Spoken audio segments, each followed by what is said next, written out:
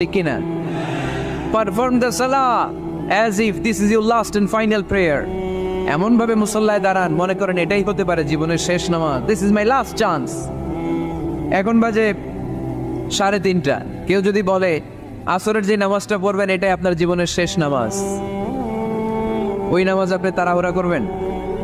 কথা বলেন। আরে কাঁদতে কাঁদতে আপনি শেষ। এত সুন্দর অজু বানাবেন, এত সুন্দর আতর মেখে জায়নামাজ বিছিয়ে পাঞ্জাবিটা পরে আপনি নামাজে দাঁড়াবেন। রুকুতে কি সুন্দর রুকু করবেন, লম্বা সময় সেজদা করে চোখের পানি দিয়ে তো সেদিন আপনার জায়নামাজ আপনি ভিজিয়ে দিবেন, ঠিক কিনা? কেন এমনটা করবেন? কারণ আপনি জেনে গিয়েছেন এটাই আমার শেষ নামাজ, তাই না? তো প্রতিটা নামাজের সময় এই জিনিসটা ভাবলে সমস্যা কোথায়? আমরা যে আরো আধা ঘন্টা এখানকার সবাই বেঁচে থাকবো কোনো গ্যারান্টি আছে? আরো 10 মিনিট হায়াত পাবো, গ্যারান্টি? 5 মিনিট, 2 মিনিট শ্বাস যেটা নিলাম